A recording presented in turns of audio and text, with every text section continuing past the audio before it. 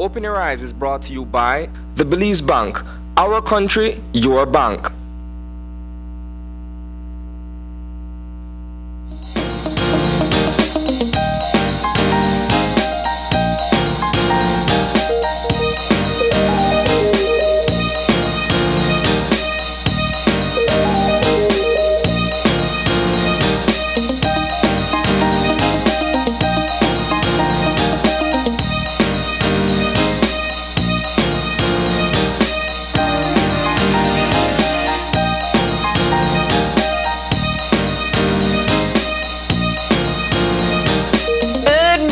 And welcome to Open Your Eyes. Start your morning right. I am April Martinez. And I'm Gavin Courtney. And good morning to all of you at home and abroad listening to Open Your Eyes this morning. Gavin. Yes. How are you? I'm doing pretty well. Like I know you a long time. True. And, I've been gone for a little while. And I have to say, it's because, after 2 years into the pandemic, I had my first bout with COVID-19. Oh no! About 3 weeks ago now. What? Yes. So you don't one of them people with I did it. I got through the two waves and then I got caught. Yes. Oh wow! But was it one of the milder variants? Well, actually, for me, the first 2 days were pretty difficult, and then afterwards, I was okay. So, I mean, with that said, I mean, of course, it was not a pleasant experience, but I think I'm glad that I didn't get too bad a case, and I really wasn't feeling terrible for too long. Yeah. Really like I said, only the first 2 days were like the really bad. Smell and the taste and everything. Actually, no, I didn't get that as a symptom. Oh. Yeah. Lucky you. For sure. Yeah. But I mean, everything, in terms of like fever, body aches, all of that, I had that. So I mean, we're not out of the pandemic, clearly. So I mean, that always has to be borne in mind. Mm-hmm. It's always as important to do everything like washing your hands and keeping your distance, because I mean, in my case, I was, after I started feeling bad and then I tested positive, and I kept trying to think back, like, where could I have gotten this? And I'm like, I haven't been to any big parties or anything recently, out of the ordinary or around any crowds, and it just goes to show you that, it can be from anywhere. So then that means your September celebrations were... Yeah, not very celebratory. Oh, no. Well, I'm glad that you're doing better. You look great, and that you're feeling better. I'm glad you said it, that we're not out of it yet. Yeah. We haven't really been keeping up to date like we used to. We don't really give cases, daily like we used to. And it's not because we forget. It's just that they're not rocking up like before. The cases are not on the rise like before. But regardless, be safe, wash your hands, keep your distance. And this is the time of the morning where we kind of discuss what's been buzzing on the news, not just at home, but also internationally. And, last night I was watching the headlines, and it's really just been some of the same crime, violence, and so on. But I kind of wanted to take a detour into something that's been affecting us here and, of course, abroad. And Prime Minister Briceño went to the United States to meet with our American allies. And in this short little speech that we got from the news clip last night, he talked about, what Belize is trying to bring forward across the international stage in terms of our opinions on the war with Ukraine, with climate change, with migration, with the fluctuation of the economy and recession, and so on. So what I'm trying to say is that whenever we look at the headlines for the news, we can't forget that the news that happens out there affects us in here. What are your thoughts? Oh yeah, for sure. I think that I did watch the clips from Prime Minister Briceño's speech from the United Nations, and I also saw the joint press conference that was held with the United States Secretary of State, Antony Blinken. And one of the things that I really appreciated about Prime Minister's speech, and it's also one on a similar note that he gave when he delivered his speech at COP26 last year, and it's basically the point that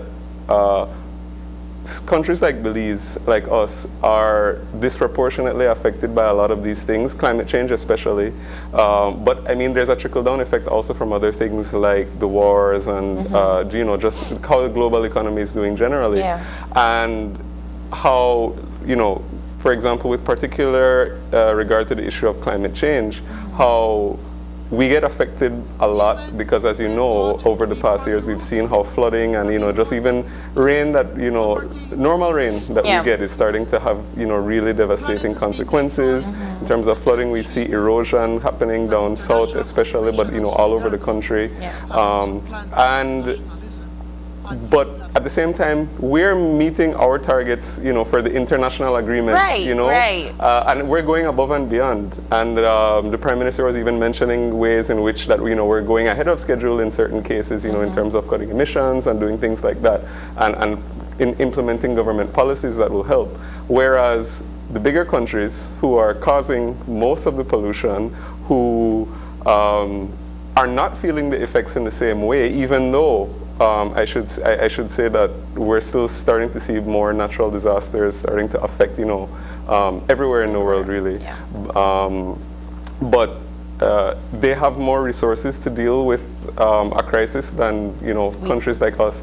And just like we were talking about shortly before we started the show, we know right now that the hurricanes are affecting us, the region and the Caribbean, and we had a bit of a scare because we thought that perhaps Ian might come our way. And it didn't, but, you know, we see how it's affecting Jamaica, Cuba right now, and it's heading to the States. And even though we're not directly affected, the rains that are coming from Ian are affecting us, because in Newscast last night they did an interview with some of the folks from Belama Phase 3, and even though there was not a drop of rain to the point that it's supposed to cause flooding, they were still flooded out.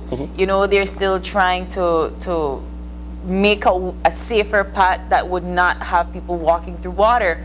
But regardless of the fact that there's little to no rainfall, if the sea levels rise, they will get flooded out. And that in itself is a consequence to the hurricane season and climate change. Yeah, and I mean, like, as you say that now, I'm just thinking about, you know, personal experience, which I just had, you know, just over the past 2 days.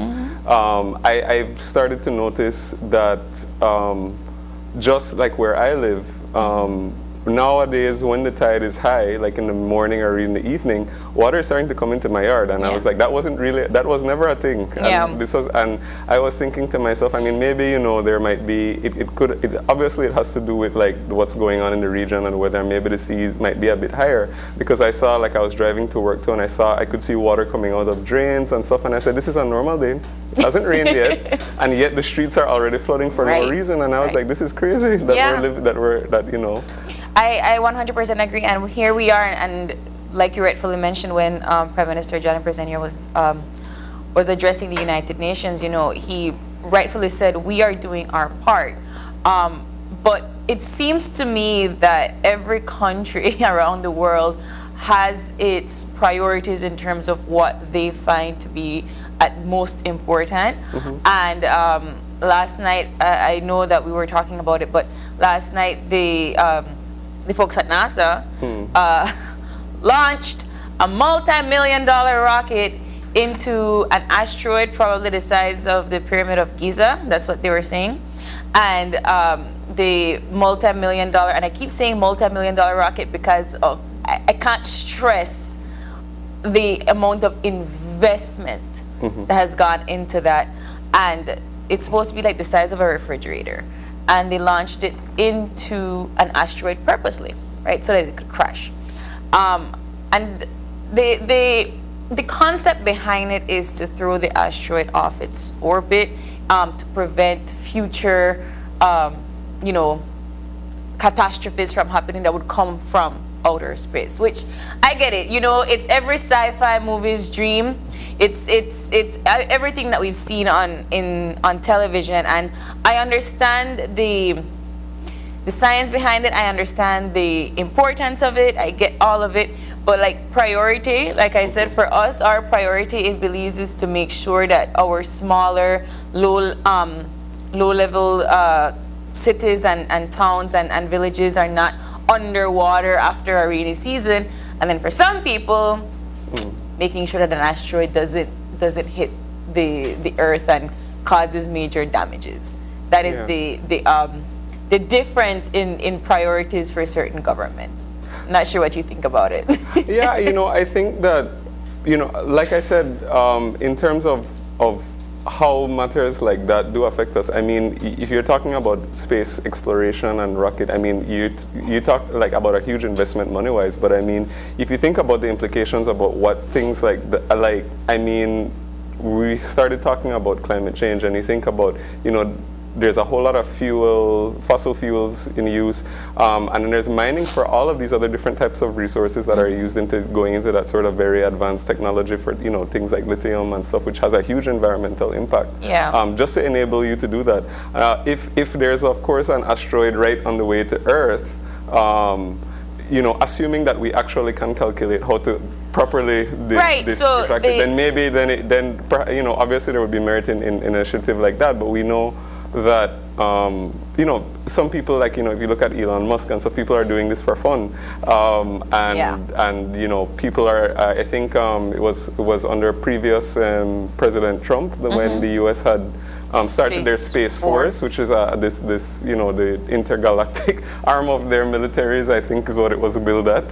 I have so many but yeah, opinions about that one. But right. I mean, they haven't said that it worked in terms of how much they have thrown the asteroid off its orbit. They're going to find that out in the next few weeks coming. Yeah. But the launch itself was a success, and like I said, it is something important. The Earth is 14 billion years old, and the last time an asteroid hit was about 66 million years ago, where all the dinosaurs were wiped out. So it's not something small. I'm downplaying it a little bit. It's something quite amazing and groundbreaking in science, in the science field. I'm just admiring, I guess, the differences in where certain countries' priorities lies and what everybody's responsibility is at the end of the day. But in other space news, Gavin told me that Jupiter was really close yesterday. I didn't see it. Yes, but actually I didn't see it either. I was reading about it, and I did actually see some images, just as I got up and as I was browsing through my phone this morning, and I read, because I did read about it yesterday, and if you do follow astronomy and I suppose astrology too, because I'm sure there's some meaning behind it, but Jupiter was very visible last night. You were supposed to I think it was more the most visible it's been in more than 150 years, and it won't be that visible again. And if you had a telescope or binoculars, you could have seen like the bands around the planet and everything, and some of the moons. So the images looked cool. So if you saw it last night, it's definitely the one thing that is streaming on TikTok right now and Instagram. But I like the idea that human beings really love to understand the unknown to that point where it's out there, right? And it's the first time in a long time. It's going to be the first time in a very long time after that we get to see a planet that is supposedly light years away be so close to us. And that is truly inspiring and motivating, I think, for purpose, human experimentation, what we can do, what we can aspire to do as human beings. So I really appreciate these talks about intergalactic exploration. I'm not saying that because I'm a sci-fi nerd. I'm saying that because I truly appreciate what we have been doing as human beings for the past 100 years in terms of science experimentation. But we have to continue on with our show this morning with our eye-opener for today. And our eye-opener is taken from dailyom.com, and it goes like this. It says, choosing not to experience pain, anger, or other intense feelings could cause them to become buried deep into your physical body. Throughout our lives, we may experience emotions that disturb or distress us. Often, our first reaction is to push our feelings away. We may say, I don't want to think about that right now. I'll think about it later. And we bury our emotions, deny the validity of our feelings, or distract ourselves with other concerns. But the diverse emotions you experience are neither good nor bad. They are simply a part of being human. Choosing not to experience pain, anger, or other intense feelings could cause those feelings to become very deep into your physical body. There, they may linger unresolved and unable to emerge, even as they affect the way you experience the world. Allowing yourself to experience all of your emotions rather than push the more painful ones away can help you to come to terms with your feelings so that you can experience them and move on. When you deal with your feelings directly, they can move through you rather than staying stopped in your body as emotional blocks that can sometimes turn into disease. Acknowledging your emotions instead of pushing them away allows you to stay emotionally healthy and in touch with your feelings. I don't know about this one. I am a very open person when it comes to showing emotions. I'm the opposite. Yeah? Yeah, and well, actually, and because of that, I found the wording of the eye opener interesting when they talk about choosing not to experience, because I don't really think you can avoid experiencing it because it does manifest in some different way if you want to suppress it, and I know that from experience. So I like the end when it really says, you know, confronting your emotions directly, trying to experience or just, you know, to let it out when things do affect you. Is definitely a much more productive way of dealing with them. Yeah. Because you know you don't really move on from the things which are troubling you if you try to just ignore them. I think I think it was a meme or a shirt. I'm sure.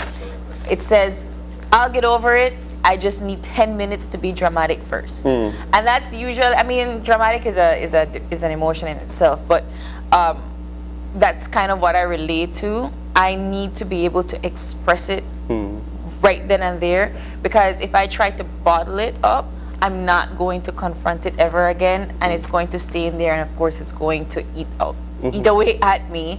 And so I try my best to confront emotions as I feel them. Yeah. That's everybody does it differently, but you don't want to harbor feelings because then it will consume you, and that traumatic feeling of that emotion will be triggered in another situation that probably has nothing to do with what you're feeling, and you'll take it out on people that don't deserve it. So to me, show your emotions, share your emotions, be open to how you express them and how you communicate them. And I feel that you will feel lighter and better at the end of the day. But we are hoping to get some real emotions and some real positivity from the folks at the Met Service this morning. I don't know about you, Gavin, but the weather has been a little bit funky for the past few days. I know you couldn't really go outside, but it was raining and then not raining, and then it be hot and then it be cold. And I don't know how Belize sit there Ladyville stand, but Belmont me annoying. Yeah, the weather has been pretty interesting to say the least. But you know, going back to our earlier conversation, I am happy that we've avoided like all of the more serious things that are going on, like hurricanes. Yeah. And hopefully we're going to get some good news when we get our weather update. Good morning. Good morning. How are you, Chief? I'm doing good, thank you. I hope you're here to tell me that it's going to be a hurricane-free season for the rest of the month. I wish I could tell you that, but I can't. So give us the general situation for today. Okay, we have, from the influence of Ian still, we have light west-northwesterly airflow that will support warm temperatures today. All right, and our 24-hour forecast? Okay, mostly sunny today and partly cloudy tonight. Showers and thunderstorms will be isolated today and will occur mainly inland this afternoon. Then a few showers or thunderstorms will affect some coastal areas tonight. Okay, and how does that affect our winds? Okay, winds from the west to northwest at 5 to 15 knots, but the seas will be moderate. Okay, and what about our temperatures, our highs and lows? Okay, highs today 90 Fahrenheit along the coast, 93 inland, 84 up in the hills. Tonight the lows 77 along the coast, 72 inland, 66 in the mountains. And our outlook for Wednesday and Wednesday night? Okay, for tomorrow we can expect a little more shower activity, a few showers and thunderstorms, mainly inland in the afternoon again, and then showers should increase in the evening and night and spread to the coast. Okay. What about our tropical update advisories or warnings? Okay, at 6 this morning, Ian was a powerful category 3, I think. Yeah, it's 125 miles per hour, and it was battering western Cuba. At 6 this morning, it was about 10 miles northeast of Pinar del Rio, Cuba. That's on the western end of Cuba. It was moving to the north at 12 miles per hour, like I said, with maximum sustained winds of 125 miles an hour. Oh, how is that going to affect our neighbors in the north? You're talking United States? Yes, sir. It will head there eventually. That's the forecast for Ian to head in that general direction. So it will affect Florida by tomorrow. Do we see any other activity brewing in the east? There's only one other area of low pressure, and it's several hundred miles west of the Cabo Verde Islands in the eastern central tropical Atlantic Ocean, and it has a high chance of becoming a depression, but it will not move much. Okay, so we will still keep an eye out, but it's not something for us to be worried about yet. That's right. That one is not something for us to worry about. All right. Any other updates, Chief? No, that's about it. Warm today with limited shower activity. Tomorrow we're expecting an increase, especially in the night. All right. Well, thank you so much for stopping by and giving us these updates. We'll be staying tuned. You're welcome. Have a good day. All right, you too. Well, there you have it. We will be experiencing another fluctuations of the weather for the next few days, and we'll keep updated with Hurricane Ian as it moves further up north into Florida. Yes, so I hope everybody who's in the path of those storms has been, does keep safe, and that it doesn't cause too much damage and destruction in any of the affected areas. And of course, as always, be prepared. Oh yeah. But we got to get moving into our show for this morning. We have 3 jam-packed sessions for all of you. Our first session is going to be with the Belize Tourism Board, and they're here to talk about their Carnival Cruise recruitment event that should be taking place at the end of this week. And their theme is Rethinking Tourism. So we'll have the folks in here to talk all about that event. And right after that, we are going to be getting an update from the Ministry of Education, and they're going to be talking about all the plans that the ministry has for the new academic year, which has just started, and that's going to be our second conversation for this morning. And our final conversation for this morning, we're highlighting Belizean businesses. We're going to be discussing all about turmeric. Have you ever used turmeric for anything? All the time. Awesome, for food and for cooking, and of course for health remedies. We're going to have the owner joining us via Zoom to discuss their Truly Turmeric line by Naledo. So we'll be having all of these conversations and more, but before we get into all of that, we'll take a very short break, and we'll be back with more Open Your Eyes, so stay tuned.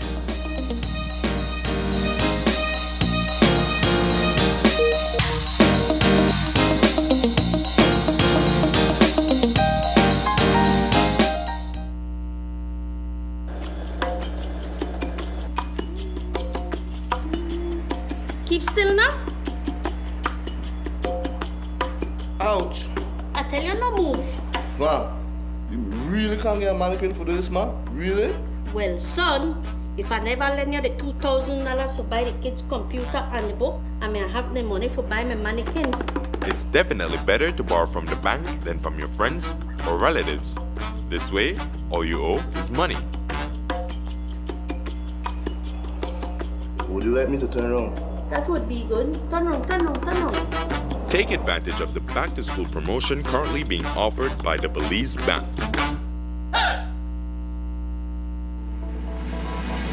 Applying for a Social Security sickness benefit? Here's what you need to know. A complete claims package include 1. Sickness claim form fully completed by the claimant and medical doctor. 2. Salaries record form completed by the employer or HR representative. 3. Proof of bank account such as bank book, online banking, or statement displaying your name and account number. To submit via email, you need to take a clear photo or scan of the documents and email to claims@socialsecurity.org.bz. Be sure to include your full name, social security number, and benefit type in the subject line of the email. Deadline to submit is 14 days from your first day of illness. All forms are available on the website at www.socialsecurity.org.bz. Social Security Board, safeguarding you, your family, your future.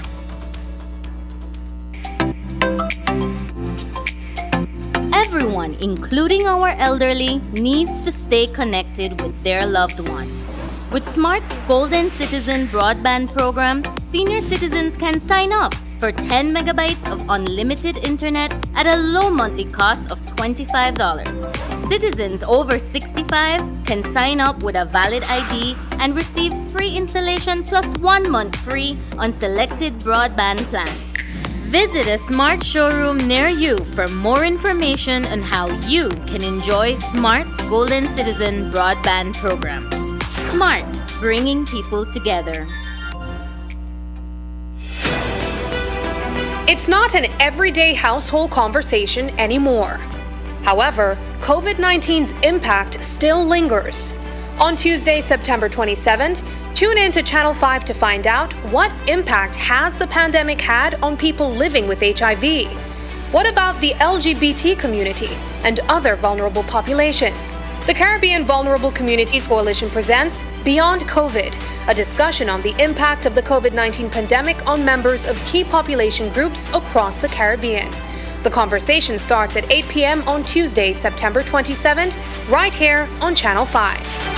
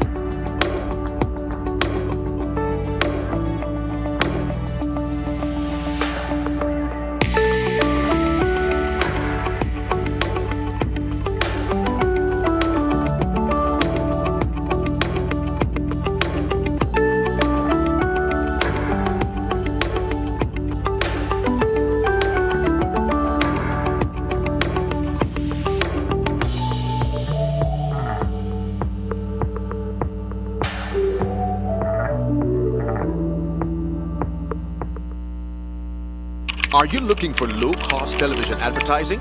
Have we got a deal for you? Advertise on Channel 5's Daily Classifieds. Channel 5's Daily Classifieds is one of the most effective methods for introducing yourself and your business to the community. Use our Daily Classifieds to recruit employees, promote specials, promote your products or services, promote a business opportunity, increase traffic to your website, and advertise items you have for sale. Let us help you to save valuable time and money. Call us today at 280-0013 or visit us at our offices on Coney Drive to discuss how we can help your business grow affordably. Channel 5 Daily Classifieds. Advertise today.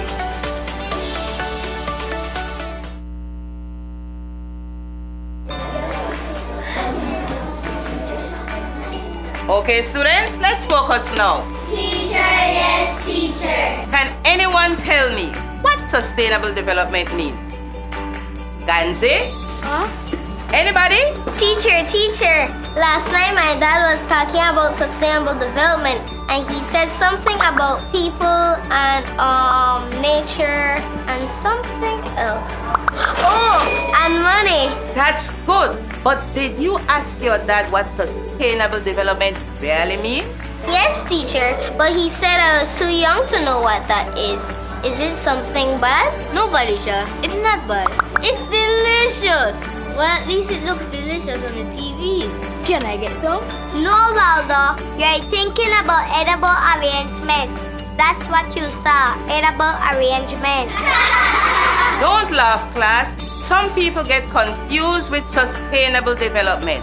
But when we balance the three things Padisha said, we achieve sustainable development. What do you mean by balance, teacher? It is when people use only the resources they need from the forest, rivers, and sea and leave some resources to grow back again. But teacher, why do people cut down the nice trees that give us shade and kill the poor animals? Because people need wood to build houses, food to cook, and water to drink. But teacher, we have enough trees to get wood and enough plants and animals to get food. Good enough that we can sell them and make money. That may be so, Waldo. We need money to live. But if we use up all the resources, then there will be none left for our friends and families to see later. Do you think that's fair? No, teacher. That's being greedy. My mom always tells me to use what I need now and save for rainy days. Exactly. Teacher, if we take care of Belize's precious resources and practice sustainable development, we and our children can enjoy all of Belize. That's what I learned from the Department of the Environment when they came to present at our school. Oh, that's excellent, Waldo.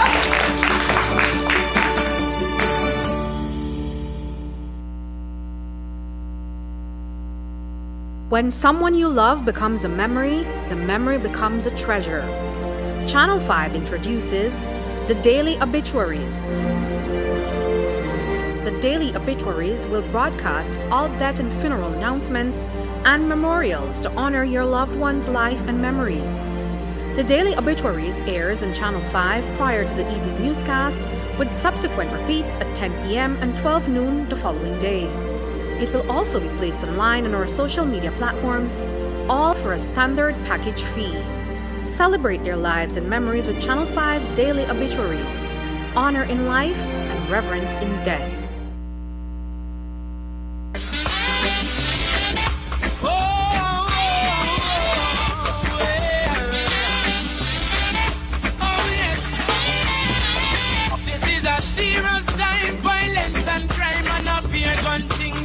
Them up on their mind. Oh, them bust it when rain a fall. You know see them no care them your youth. Bust it all when sun a shine. Oh, you know see up here juvenile. Yeah, I'ma lock the big guns out of the street. And them a bust it up. Nobody know the father was a killer. Well, I see him turn him grow. Oh, I know me can't sleep. No matter how me try to do it, me can't sleep. Up here gunshot a beat, me can't sleep.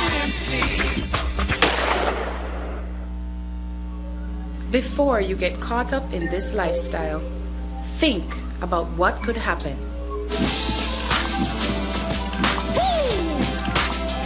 You could end up in prison.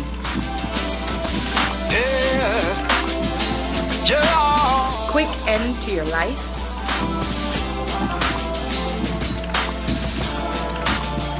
Your family becomes a target. Have to protect the life where we live, so you know, so we have to think smart. Have to protect the life where we live, so you have to watch your head back. And you know want to do nothing negative, cause the past away you can't get back. You fit. Don't get caught up in the game. You are worth so much more. The Community Rehabilitation Department is here to support you and your family. Counseling, life skills, family support, educational assistance, linkages to other programs and services, all in an effort to support you as you choose a better life. So come in and visit the Community Rehabilitation Department. Come in, make we reason. It's not too late to start working towards a positive future. For more information on support services for families of children at risk of coming in conflict with the law, contact the Community Rehabilitation Department at 223-2716. This message is brought to you by the Community Rehabilitation Department, the National Committee for Families and Children, and UNICEF.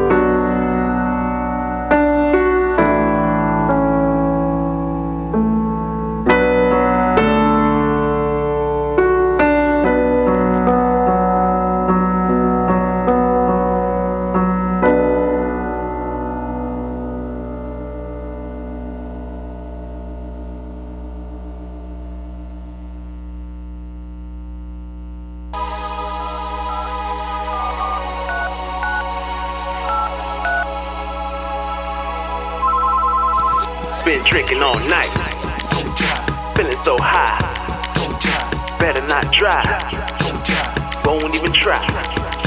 Been drinking all night, feeling so high. Better not drive, ain't gonna try. Been drinking all night.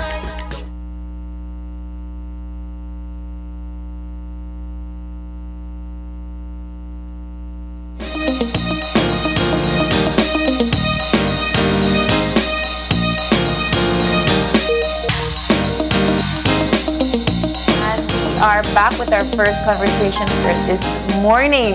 Joining us via Zoom, we have the co-founder and CEO of Truly Turmeric by Nalido, Umida Switlow. Good morning. Good morning. Good morning, Belize. I'm way in Vancouver, so it's really it's nice and warm there, is it? It's nice and warm. It's been raining on and off for the past few days, but still hot. Okay, good. Well, thank you so much for taking the time out to join us. I know you're an hour behind, so it's about after 6 in your time. But we're here to talk about Truly Turmeric, and we kind of have been experimenting with different organic roots for the past few years here in Belize, especially during the pandemic. But talk to us about what makes turmeric so special. Why dive into this business? First of all, why dive into this business was that I found this turmeric in Belize, in southern Belize.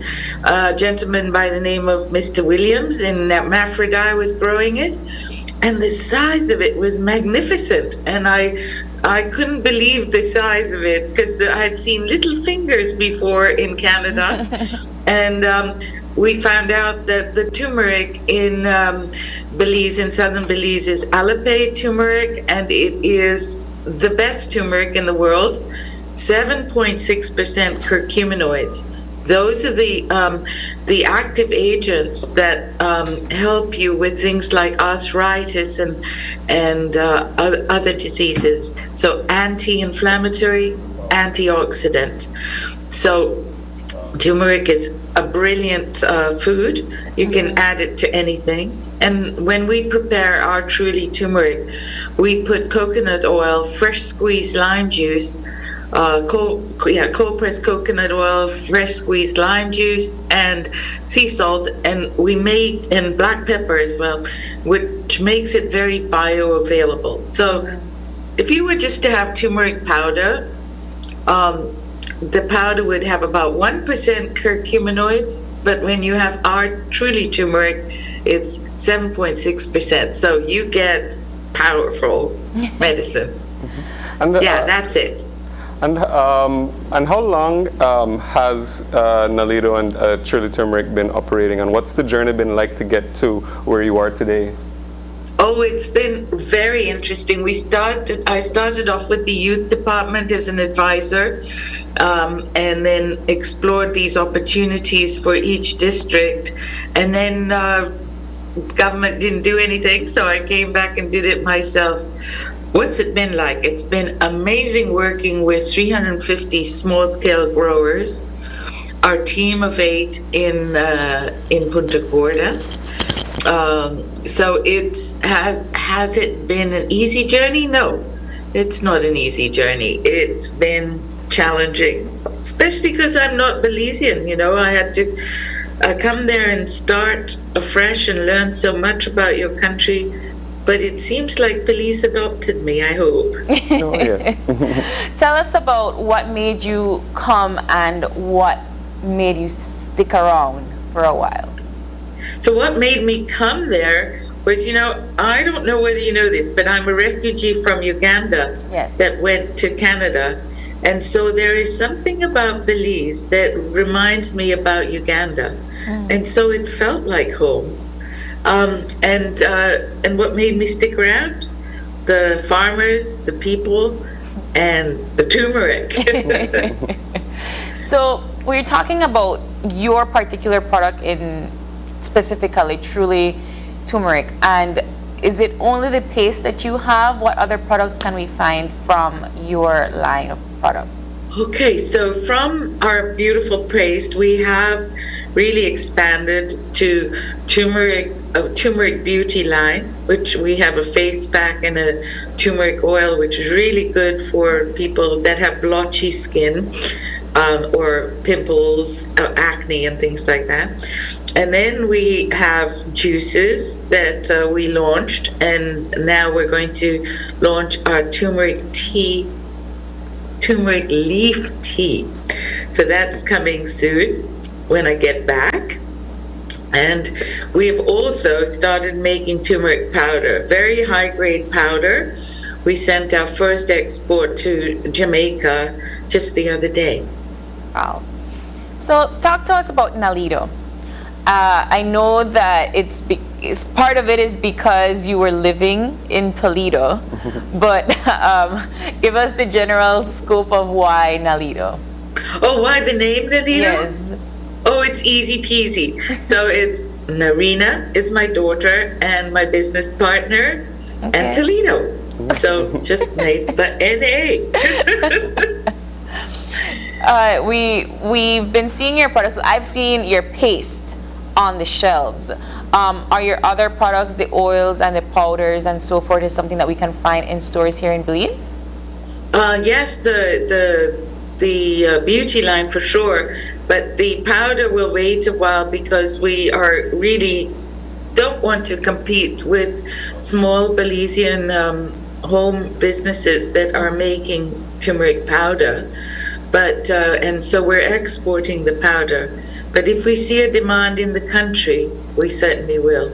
Okay. And what was it like starting with the beauty line, because that is a whole different process than preparing products, for consumption. Yeah. Yes. Well, the beauty line, first of all, I just want to say that Belizeans received it with astounding happiness. It was just like, bye, bye, bye. And we make it cheap, so it's very affordable. So making something like that is really something that a small part of our team does. They specialize in that. Romelia and Bilkis do that work. Ali, sorry. Talk to us about working with the members of the different communities in the South. So I know that you started off in Toledo, but talk to us about the community, how it is to work with these different community members, and how did you get them to work with you? All right. So first of all, we didn't know how much turmeric was growing in Toledo, so we really did go out there and hunt. And when we did that, we met in our 20 villages in Toledo, we met some amazing people. So we have Maya Kechi, Maya Mopan, we have East Indians, and some Creole, and some Garifuna growing turmeric. And what do they like? I'd say the Mayans are really amazing at working together as a family and getting things done quickly. They're resilient. Well, actually, all of them. I think that the farmers that we work with are amazing human beings. They grow all kinds of foods, and I think they deserve a great deal of respect. So when they come and they deliver the turmeric at our office, we are very grateful, and so are they, because they get 7.5 times the fair trade price for their turmeric. So it's a good living for them. And they're sending their kids to school. They're using the money in positive ways. I read on your site that you talk about sustainable growing. So Yes. Does that come with their traditional knowledge and techniques, or is that something that Nalido has invested in with the communities? So here's the story. So turmeric, this Alipay turmeric ended up in Toledo because of the East Indians that came there as indentured servants. And it was the one spice that grew like crazy. So it took over in the forests, and it just grows very naturally and very well in Toledo. So what we spoke to the farmers about was, please don't slash and burn, don't use pesticides or herbicides, and don't water, but plant trees, so that for every 1,000 pounds we buy, they have to plant 10 trees. So that it grows under forest cover. So it was not a complicated process, because a lot of the farmers that grow in that area prefer to grow that way. Okay. So I'm looking at the screen right now, and I'm seeing all of these different products. Where did you begin to experiment with different fusions that would pair really well with turmeric? When we introduced turmeric in Canada, we are Truly Turmeric. We would do trade shows, and we'd try and experiment with unusual ways of showcasing the turmeric. So we'd put it in hummus. Then we made a lemonade that was a real hit. So when people would try it, they'd say, "Wow, where can we buy this?" And we'd say, "Not yet." and then we'd be influenced by the Belizean style of putting hibiscus or sorrel in a drink, and my gosh, the Canadians like that too. And then we tried carrot mango, and they loved that too. And you know what? We put mint in there, and the Belizeans loved that. So we found a way of bringing all these beautiful tastes together with those juices, and launched it in Canada, and then sent some down from Canada to Belize to just test test drive it, and they sold out. So now we're going to make a new product with the leaf of the turmeric, which is the first of its kind in the world. Wow. Are you going to talk to us more about it, or we have to stick around to find out? Stick around, it's coming soon. So, Umina, we talked about your products and how you export and import from Belize and to Canada and so forth. But do you export worldwide? Where else can we find your products? Okay, so recently we sent a shipment to Jamaica, as I was saying, the powder, and also to Guatemala, which was thanks to Marie Sharp and Joe. That was a really nice export, quick. We sent it to Switzerland. It's in England, in the United Kingdom, and it's in, oh my goodness, I'm losing track of places where it's in the US. So on Amazon, in Canada, US, and UK, and then in other stores or in those countries too. Am I missing any? I would love to be able to export as much as Marie Sharp does. She is an inspiration. Yeah, I think everybody wants to export as much as Marie Sharp does. But Jody, her grandson, is extremely helpful to many people with other businesses when we get stuck with something. Well, that's great. So, and even though you spoke about this a little bit before, what have you found has the response to the rollout of the different products been, both in Belize and abroad? Like, I'm sure that perhaps even more perhaps abroad, like people might be unfamiliar with turmeric and the products. So how's the response been? Okay, so in the world they do testing. They talk about different products. So one of the highest trending products in the world for the last 4 years has been turmeric. So it's not like we have to tell people what turmeric is. What has happened is people my age, we're getting older and we're getting arthritis and we're getting this and that. And so we're trying to discover more natural ways of looking after ourselves. So my generation is a huge part of the population in the world, and they are all interested in turmeric. So that's not been hard. How to use it, a little bit more difficult. And also in Belize, the hardest part was getting distribution. We had distribution in Canada and the US before we had it in Belize. We had to do it ourselves most of the time. But Circle R stepped in and they're doing it for us now, and they're doing a great job. I see it all over, well, particularly your paste. I haven't seen your beauty products in the stores as yet, but I've seen your pastes. So It's just taking a bit more time. And also the beauty line, we do it's very special, so we have to do it in small quantities. I would really like your oil and your mask.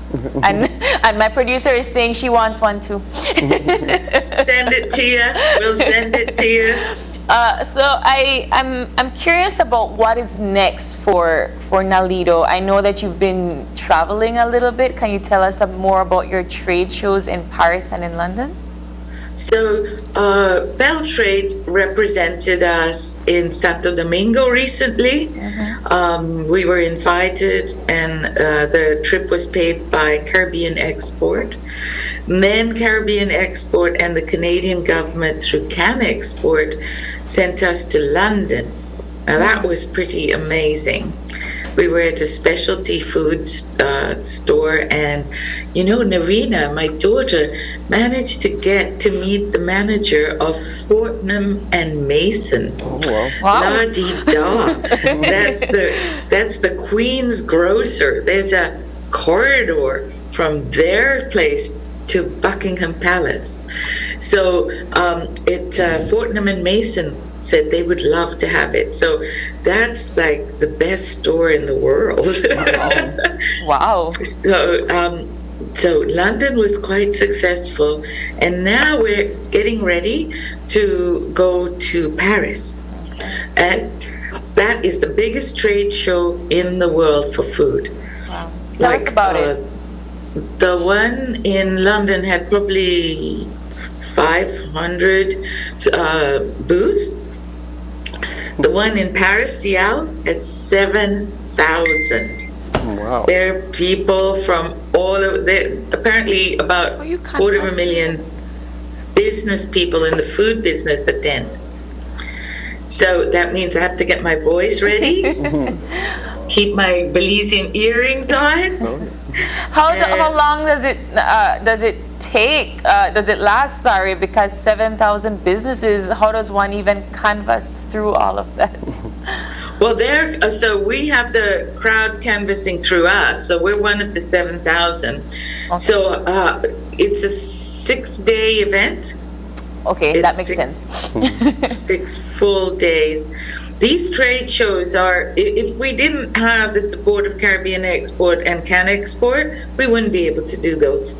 These are super expensive trade shows. All the companies that attend there, they probably spend like $250,000 to do these. And what Caribbean Export does is it brings together like 10 or 12 companies, and Can Export sends several companies. How do you prepare for such a trade show like that? I would imagine you would have to bring enough products to last the 6 days. And so the key is because it's industry, you don't give away a lot of product.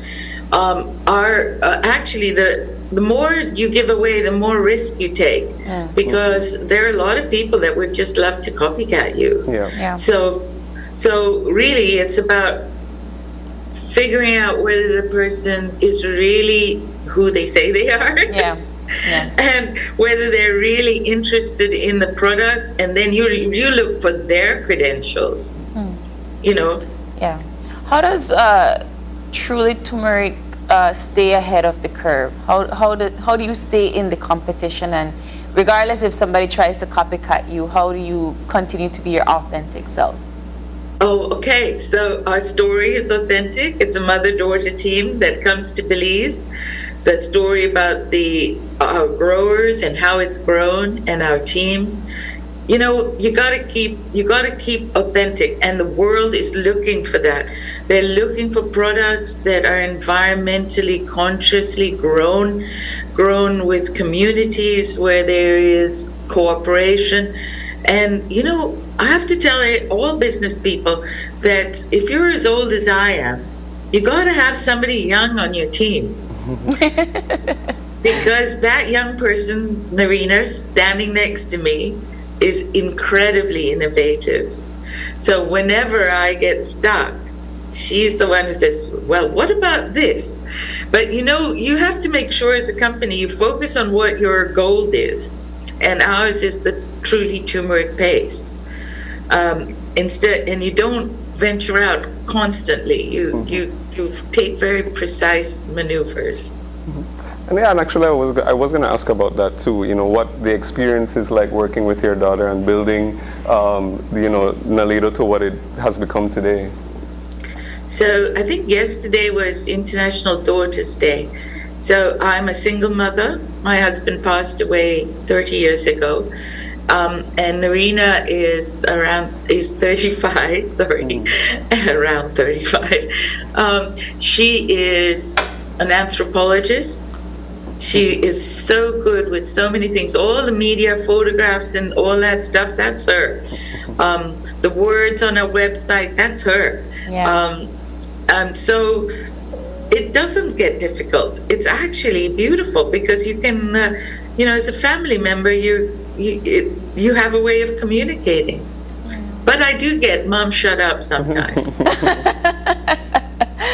So I know we've talked about your trade show, we've talked about new products. Is there, and then we have to stick around and wait for that secret product that is coming out from Truly Turmeric. Umida, do you have any final words for our viewers about Truly Turmeric and what is next for Nalido? So I would hope that Nalido continues to grow in its exports. It's good for Belize. I want to say that, just generally speaking, that doing business in Belize has been challenging in the past. It's improving. As we went more during COVID, more electronic, it allowed us to do so much more.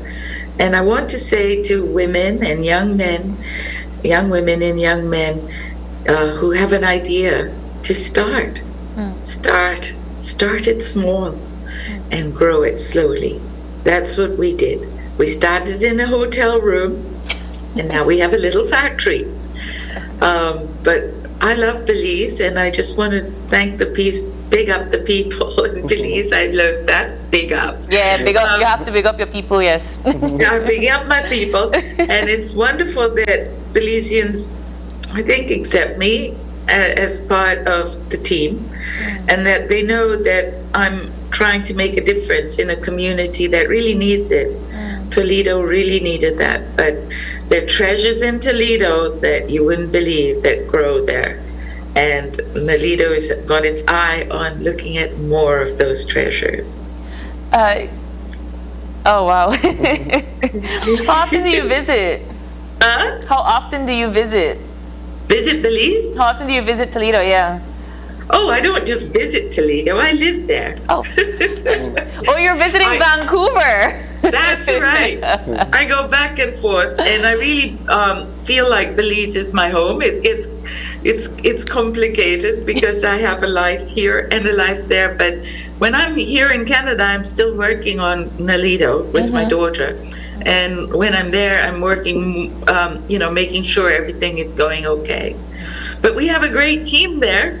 I love them. They've been with me for years. Well, next time they have to come on show in person when Umida can't make it. Oh, I would love that. I would, if I had a little more warning, I would have sent them out to you. And to the Belizean media, thank you for caring about this company and our products and our team. Every time you do something like this, those 350 growers get more people that know about their products. And Belizean turmeric, yellow ginger. Can I just end with something? Sure. Yes, of course. Me ma say, yellow ginger, it's good for you. You better believe she. I love it. Yes. Thank you so much, Umida, and we can't wait to see what else Nalido has in store. You have to come back to tell us about that secret product, and I'll wait for my mask. I'll wait for my oil, and I'll wait for my mask. Okay, thank you. Have a great day, Umida.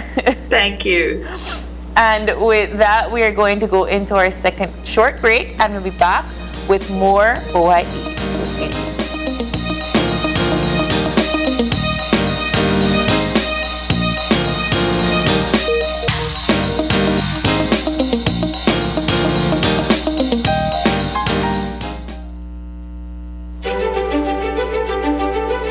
Technology is ubiquitous, and it's transforming how, when, and where we work.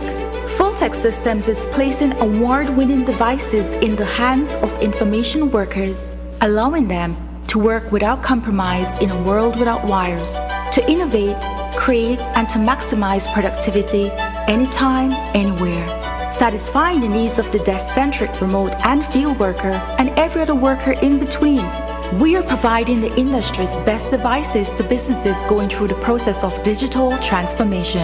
Partner with us today to provide the solutions that will allow your employees to work effectively and efficiently to enhance your customers' experience.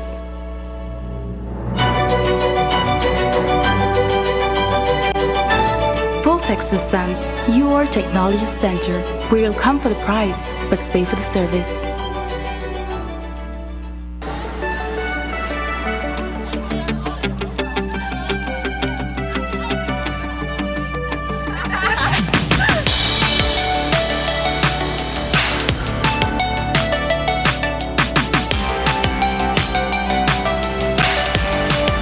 We are Belizean travelers. Are you?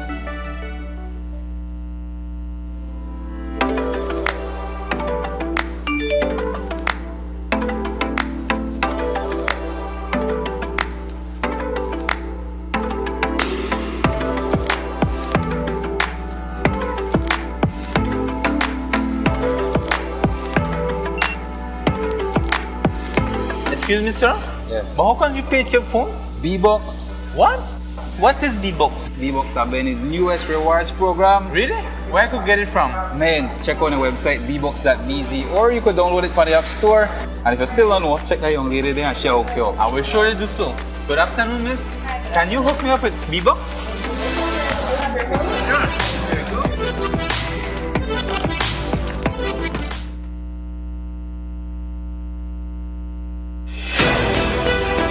It's not an everyday household conversation anymore. However, COVID-19's impact still lingers.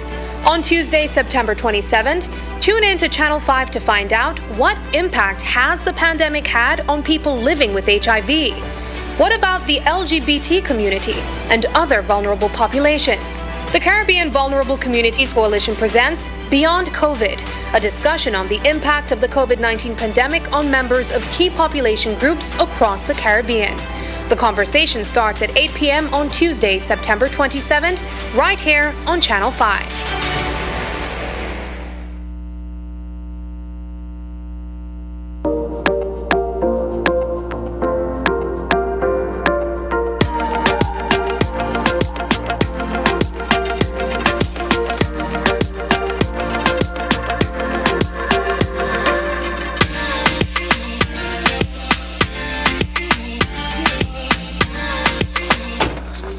Wow. Oh my God, she drunk. No hurry, I got this. Goodness. Oh my gosh, it's the artist. Being the hardest. The artist. But you had way more than 2 drinks tonight, love, which is a legal limit to drive. What about you? Can you drive? Well, I was drinking soft drink all night, so I can drive her home. Aw, thanks, Bree. Of course, you say, you know I got you. You're my girl. That's what I like to see. Friends don't let friends drive drunk, cause you can't replay in a real life. Stig says so.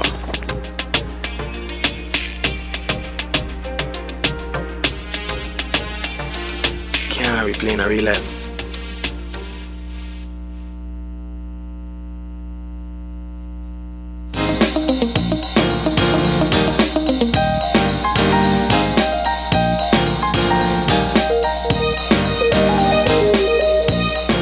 Are back with our second conversation for this morning.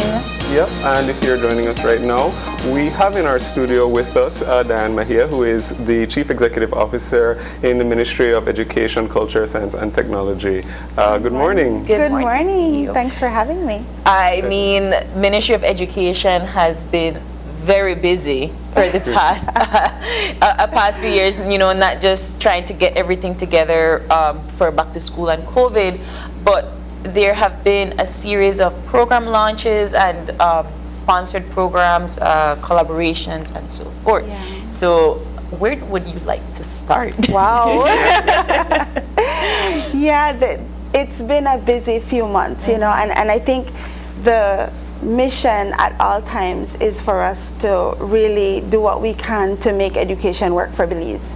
So trying to get everyone back to school is in and of itself a mission. We're grateful that the process of getting back to school is rolling out. I think everyone is happy to actually, you know, be back to that sort of normalcy that we missed over the past few years. So yeah, we've been quite busy trying to make sure that the programs that the ministry is running, what we're doing is of support to the schools and to the entire stakeholder community, because that's what it's all about, right? Before we get into everything in general, let's talk about how you started. So before we got into the kids back into school, how did the ministry begin its preparations? All right, so I think if we would go back to, we actually just wrote a document that's called Education Rebounds. Yes. Because we're looking at that awesome September celebrations theme that we have, and we realize that it really pertains to what we've been doing in education as well. And I think the first thing was, how do we get back safely? And a lot of that has been from the start collaboration with our stakeholders. When we started as an administrative team, kind of building up with the COVID-19 task force that was formed, maintaining a really close collaboration with the Ministry of Health and Wellness, putting in place the staggered plans to get everyone back to school safely. We had the green light process, kind of moving through all of those stages, working again with collaborators, sponsors, people who wanted to help out, who helped with donating things like cleaning supplies for schools, kind of moving through that. Using data where we could. Our GIS hub became a place where we were recording which schools were open, so people could track that. So we kind of moved through the process until it was time, and the Ministry of Health and Wellness supported that we could declare that school could reopen safely for everyone, which is where we are now with this academic year. So that's exciting for us. What we've seen is that some things are the same because school is a wonderful reality like that. Some things don't change, but we've seen some shifts in certain things. We see increase in demand for school transportation, for example. That's something big. And we've seen the need to be more supportive of different schools in different areas. Needs never go away, but we see that there's more need now in some areas, and obviously the ministry and the government can't meet every single need, but we've recognized the importance of shifting priority in some areas. There's been a lot of work obviously with curriculum, looking now at what we teach and how we teach it. And so, we launched the new revised curriculum framework at the end of the summer, and now it's a lot of news, right? Yes. A lot of launches, a lot of new things starting. But we also launched our 501academy.edu.bz. If you've never been there, you need to check it out, because on 501 Academy, we have posted the unit plans for the first cycle for primary school. The team is working now on preparing the plans for the secondary schools. And it's really, this is a transition year. This is all new. It's never been done before. So we've had glitches and hitches, but we keep moving. I wonder what the result like for the first year is going to be. I think you'd have to come back and talk to us more about that. And on that same kind of note, with a lot of these new changes, what are some of the areas that the ministry is hoping to address or change really from the traditional ways that we've been doing things? Okay, so I could answer that in the context of the Transforming Education Summit, because our minister just participated, actually both our ministers were present for what the UN called the Transforming Education Summit, and it took place in the few days before the UN General Assembly. And the focus was to bring all the countries together to talk about the issues in education. And they had these, they call them action tracks, thematic action tracks. But really what we recognize is that these are things that everyone is talking about. Creating inclusive, equitable, safe and healthy schools, talking about teachers and the teaching profession, talking about the digital divide, looking at digital transformation, looking at education that is sustainable for life, for work. That's so important. And then looking at the financing of education. These are things that are driving what we're doing, right? We have to look at how are we financing education. We're looking at all those things. And looking at them really in parallel, with it. I describe it all the time as juggling, right? We're throwing the balls up in the air and we're getting started with something, moving on to something else, and some things are advancing more quickly than others. But the goal overall is to be able to attain success in all those areas. in order to prepare for the summit, we had a process of, consultation and reporting. We've been, as I said, trying to really hear from people and collect, document, record what we get, the input that's shared with us. And so we had to submit our reports, which really, we thought it would have been a lot more difficult than it was. It turns out we had a lot of information that we'd been collecting, right? And so we were able to prepare those reports. And then the experience of the summit was so interesting because, for example, our minister was a keynote speaker at one of the presentations on, education for prosperity, people, and planet. And he was able to talk about the moves that we're making in different areas and the plans. And we hear from countries across the world, not just the similar situations, but also the similar struggles to find success. How do we deal with these things? What is it that we're trying to achieve? And and then there's also the opening of the door to support, to talking to the minister from Finland, who later reaches out and says, well, how can we support you? That sort of collaboration, on an international level is amazing. And is that how we are able to attain other collaborations, such as like the NASA-sponsored global program? Yeah, that's another new one. And that really just happened. The U.S. Embassy reached out and said, we have a program, are you interested? And of course, because especially with our newly formed Science and Technology unit, we said yes. Because we really want to be able to build not just the interest in science and tech, but across, the capacity, across levels, across education levels here. So it's just been keeping that door open, saying yes and beginning the process of working. Nothing happens overnight.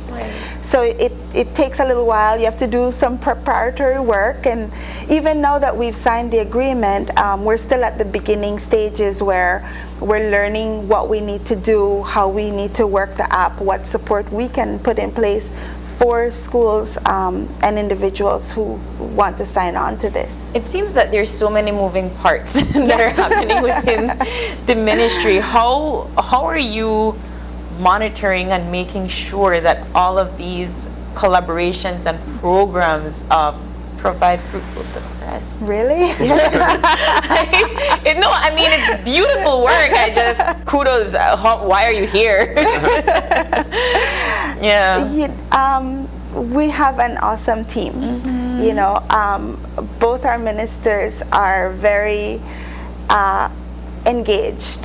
They're hands-on without being, too hands-on. I hope they're listening to me.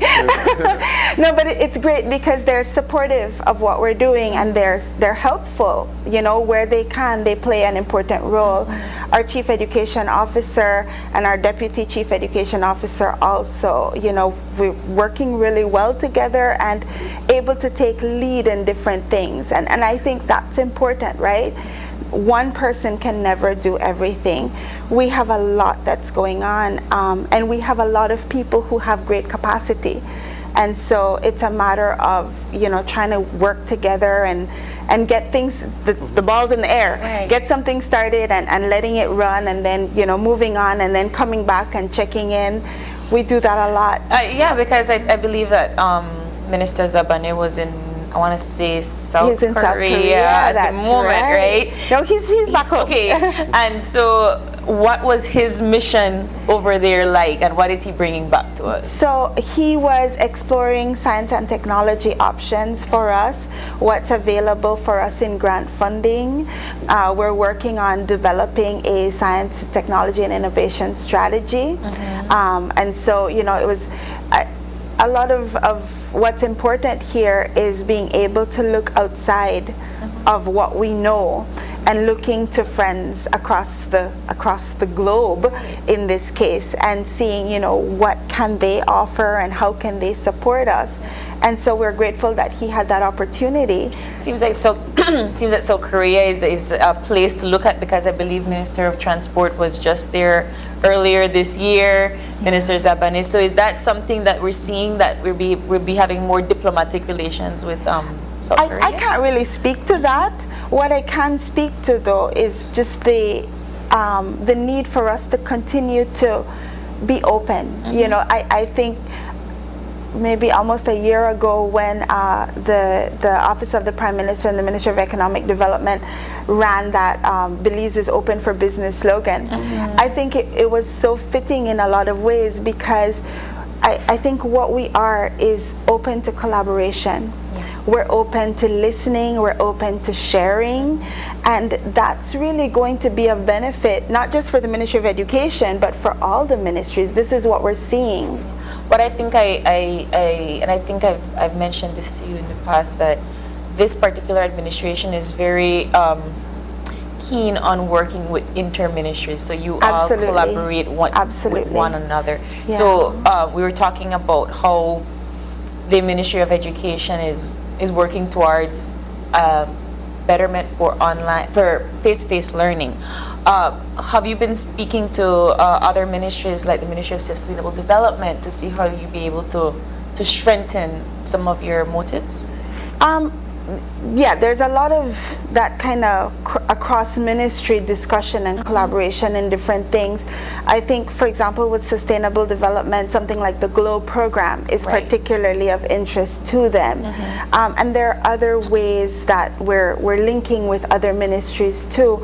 The Ministry of Human Development, for example, we've been speaking with them about things like linking services.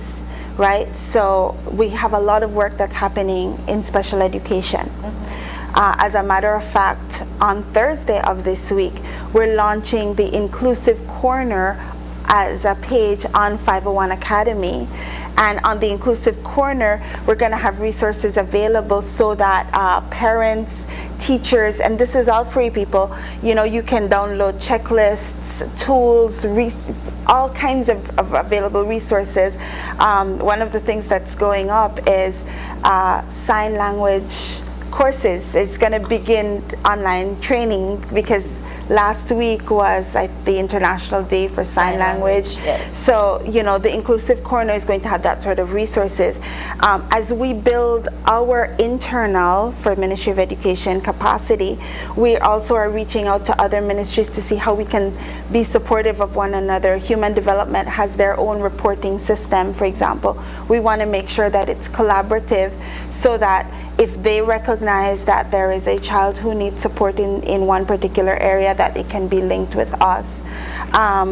Right now, I have to mention the Education Upliftment Project, Together We Rise, on the South Side. It's not even been a month, but we're working with those schools. There's amazing collaboration between the principals, our team at the ministry, and we have collaboration from the police department. They've been amazingly supportive with really whatever is needed. We've seen recently that there's been a rise in fights on the street after school. And so they have stepped up and said, you know, how can we support and how can we help, and, you know, what do we need to do? And so that collaboration is really important. It's key. We're so grateful. The Ministry of Labor has been working with us with technical and vocational education and training, looking at what's needed in different areas, you know, and these aren't solutions that we're going to have immediately. You know, education is long term, right? We don't snap our fingers and see changes. So when we're talking about new programs, you need to understand that those programs have been, we've been working towards that. But there's a lot. Is there anything that we can look forward to in the future in terms of tertiary level academics and programs. You want me to reveal all my secrets? Yes. Really? Yes, that's a personal interest of mine. No, there's a lot that has been happening, and I feel that you'll have to come back and talk more about it. But in terms of the different collaborations and so forth, is there anything that we should be looking forward to in the coming weeks or months? Yeah. Actually, 501 Academy again, we're going to be launching, I want to say by the end of this week, but I could be wrong. There's a collaboration with UB and the history department. Soul of 21, it's an amazing project, right? Looking at the internationalization, the road to independence through internationalization. And again, through 501 Academy, we're going to be able to share the educational resources that are being created. You know, history is so amazing, and if we don't talk about it, if we don't make it real, we lose it. And so, yeah. And so 501 Academy will have the History Club page. Yes. That's also going to be available. And anyone can access this information, right? I think we are often a culture of complacency. Yes.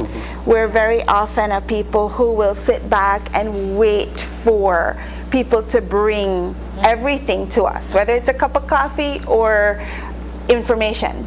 And one of the things that that we're learning, I think, as the world moves beyond the pandemic, is that we have to find information. We have to go out and get it. And so we're trying in the Ministry of Education, Culture, Science, and Technology to make sure that we support the quest to learning. You know, it's not all about spoon feeding anymore. We talk about competency-based education. We're talking about building skills, building capacity. You know, I, as a teacher for years, often recognize the importance of comprehension. And you know, you guys are young, but I'm sure your parents talk about comprehension as an important skill, right? Yes. as a teacher, we talk about comprehension as a skill. You know, comprehension isn't something that just automatically comes. It's a skill. You have to build it, and you build every skill by practicing. You read, you learn, you investigate. Right, that you experience. This is how you build. And so we really are in all our different programs, in everything we're doing, we're trying to give tools for people to learn. You know, CEO, I'm hearing all of these wonderful programs, and I think that we need to probably latch on to some of them and have them come on the show. But when it comes to, so you're ruling out some of these programs, they're in their infancy stage, some of them they're probably on probation and so forth. So talk to us about how you plan to, once you get your results, where you find areas of improvement and how you're able to rule out. So measurement and evaluation is always critical, right? And you're right. These are new, and so we have to allow them time, and then we determine how we move forward. Something like we're doing Globe, we're doing Code.org, for example. Yes. Those are two programs that are to advance science and technology. We're looking at other programs that will support, for example, literacy, literacy development. But it's really going to be a matter of staying in touch, staying in tune, trying to listen and to hear. Yes. Right? You have to. I've said more than once that to listen, to answer without listening, that is folly and shame. What we are doing now as answers comes from the fact that we've been listening. And so we need to allow time. It's not knee-jerk. It's not like, oh, this is fantastic. And no. You have to give it time. Everything needs time. it's neither is it just, oh, this just started, this is terrible, this isn't working. We have to give it time, and then we can make decisions moving forward, right? Every day is a new day, and you have to do your best with what you can. CEO, I think you have to come back and tell us more of your secrets. Any final words for our viewers? Just that send your kids to school. Yeah, right? important. That's really important. Make sure that those kids are in school. That's critical. Our teachers are working really hard. We're grateful for all that they do. We're grateful for the communities that exist, that are supportive across the country. And we're grateful for everyone who works together to make sure that our schools can be safe and healthy and inclusive. That's why we do what we do. Yeah. Oh, absolutely. Well, CEO, thank you so much for coming in and sharing. We covered a lot of ground today. I know, we're like racing through everything. But thanks a lot for coming in, and we really appreciate it. Sure thing. You guys, we appreciate the time. And with that, we are going to be taking another short break, and we will be right back, so please stay tuned.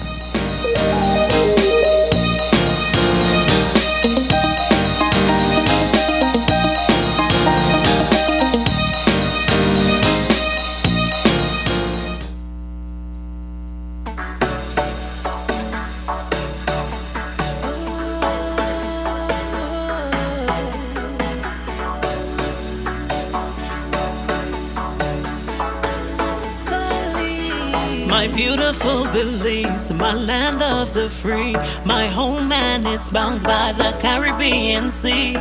Valiant and bold, proud we are strong. Belize we rebound at age 41. Belize we are free and independent. We're free and independent. Free and independent. To be whatever you wanna be. Free and independent. We're free and independent. Free and independent.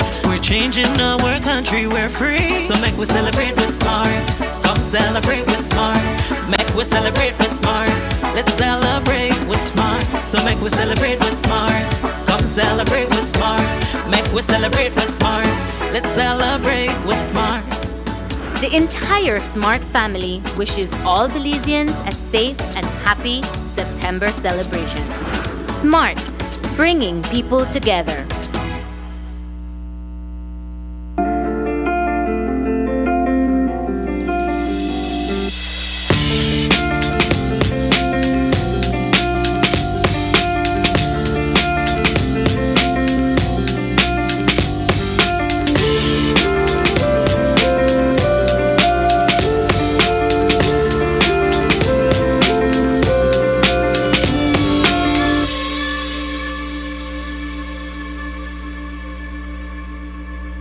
Your life just got a lot less complicated with Belize Bank Contactless MasterCard Debit Card. Introducing our Standard Debit and MasterCard Platinum Debit Cards. Now you can make purchases anywhere MasterCard is accepted with one tap, pay and go. Your contactless card never has to leave your hands, especially in these times. And your card is embedded with multiple layers of security. Platinum card holders get to enjoy extra benefits like price protection, purchase protection, trip inconvenience, and luggage protection, just to name a few. Start enjoying a cashless lifestyle today with the Belize Bank.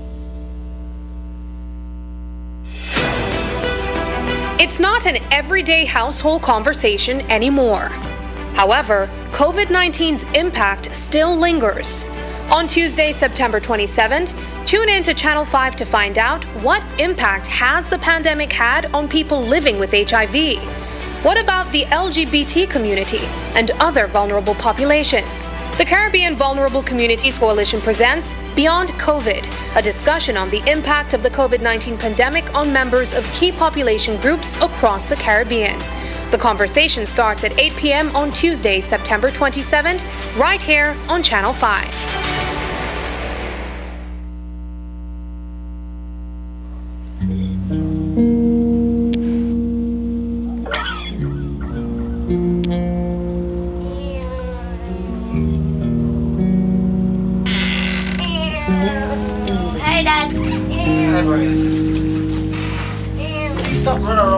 house. Right now, Dad.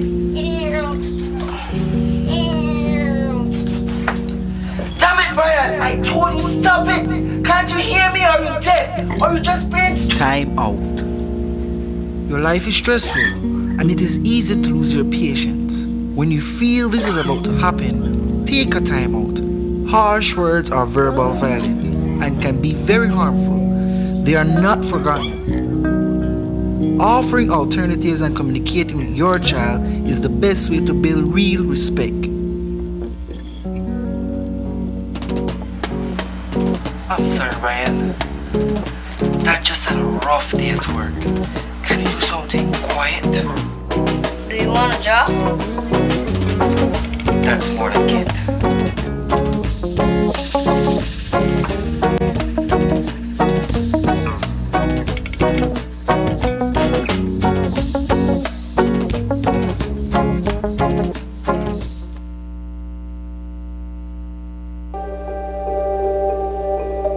Today, September 27th, Belize joins countries across the globe to celebrate World Tourism Day.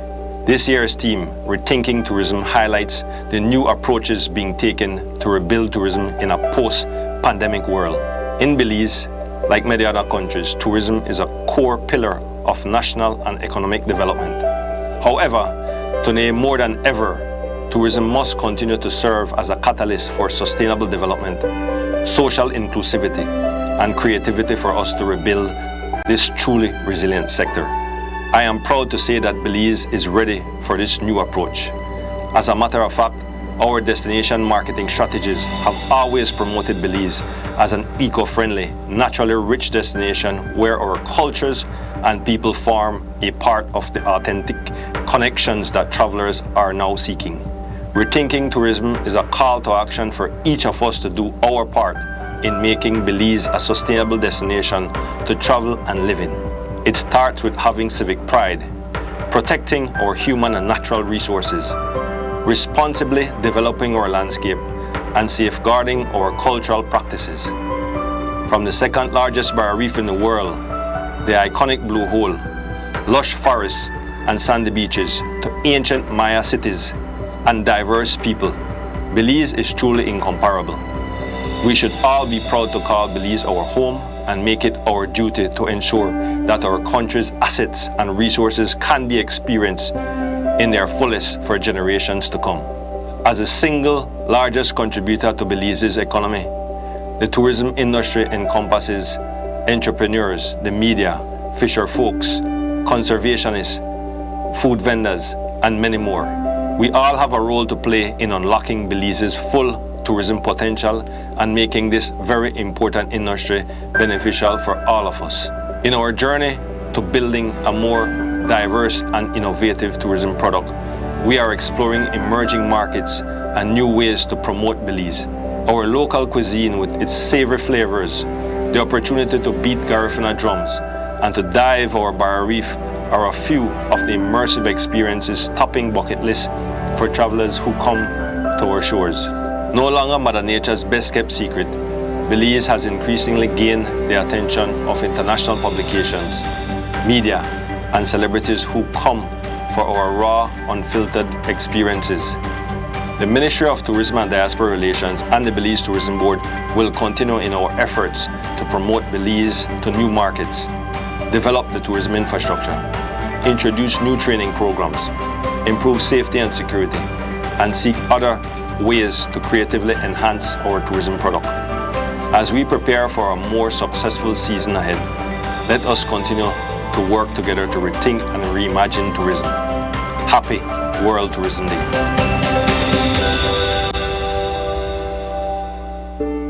Happy World Tourism Day indeed. Joining us in studio, we are here to talk all about BTB World Tourism Day.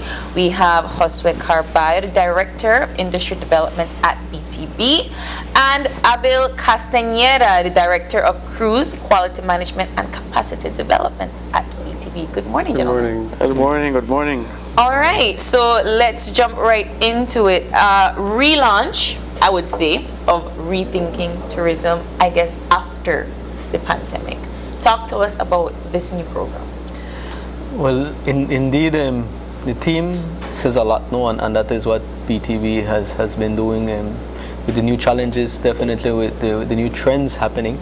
We are very much abreast in terms of looking at how our region is growing, how Belize is growing, and as such the team fits right, because it's a lot about innovation and touching base and really creating an identity for your product.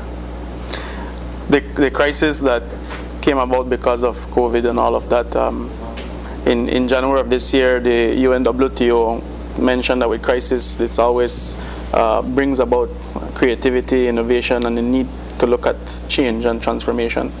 And so that is the theme under which we, as a global industry, are celebrating our Tourism Day. Every September 27th is considered World Tourism Day. But today it really is an opportunity for us to reflect on where we were 2 years ago and where we are today. I mean, what we have been able to, not only here in Belize, but overall in being able to recover and come back, has been a remarkable story. From the, it's almost a story of the phoenix, as they say, coming out of the ashes. But one of the things that, as the minister's message mentioned, there is a lot that we have to be thankful for, being Belizeans. One thing is being able to provide a great tourism product. Another thing is for us as Belizeans to understand the value and the importance of what we have in our country, from the natural resources, from the people. And so in rethinking tourism, and we will share a little bit about what we're doing in that process of rethinking, we are trying to establish now what will tourism look like in the future for Belize. That's the call that has been asked of all countries, of all destinations this year, to really reflect and begin to look at what do we need to change, what do we need to evolve to be able to meet the demands not only of the market but also the needs of the people. I mean, it's no secret that the pandemic basically brought tourism in particularly down, right? We had to learn how to be innovative through other mediums. Talk to us about the development from, not even before we opened the borders. What is it that BTB had to do to go back to the drawing board and say, okay, how do we come out of this?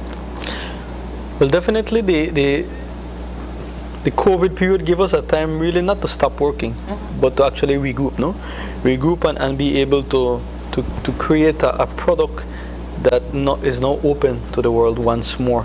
So at the BTB, there have been numerous initiatives in the area of industry development. For example, 2 new desks were added.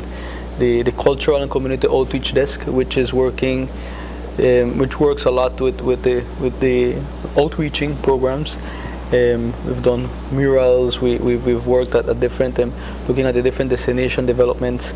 We have also opened a sustainable tourism desk, which works a lot right now, working a lot with the NGOs, working at ways of preservation, and not only basically reforestation and other products, but actually more than that, regeneration programs that we're starting with sargassum cleanup, coral restoration.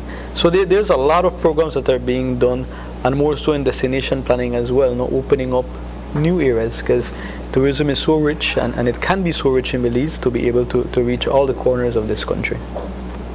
Well, we also found out that during that period of 2020, that before 2019, we were just looking at some of the numbers. We were on a record pace. We hit in 2019 500,000 overnight arrivals. In 2017 or 2018, we hit 1.2 million arrivals in cruise, and we were beyond our projected growth path. So when 2020 came, it kind of just deflated that whole balloon. But it made us also realize that we may have been taking certain smaller things for granted. And one of those things that came out in 2020 and throughout the pandemic is communication with our partners. We never had a strong relationship with, for instance, the Ministry of Health. Where health and safety should be in all now, it is, but before it wasn't a very high priority in terms of what we do from a tourism sector. So it allowed us to build these new partnerships. It allowed us to be able to reinforce the partnerships that we already had, like with the cruise lines, for instance. There was, for the first time, the cruise line industry coming together globally, working with each other. Before it was always a very competitive situation, but they came together, and then also the destinations came together, and we all were able to put together certain protocols and processes to get us to the point where we said, okay, now we can reopen, we can restart in a safe manner. And that was done for tourism on a whole. The BTB rolled out the Gold Standard program, which was a program that trained and had the hotels, tour operators, and other businesses that work in tourism go to a point where tourists could feel that they are safe when they came to Belize. And I think that along with us being very aggressive in how we marketed the country coming out of the pandemic, the relationships we built with the airlines, and that continues to be built with the airlines, really has been one of the main reasons why we are where we are today. And Mr. Carballo can share with you where our numbers are, just to show you how the recovery process is really coming about. Well, definitely synergies and partnerships are so important, no? and this period gave us that lesson that we have to work together.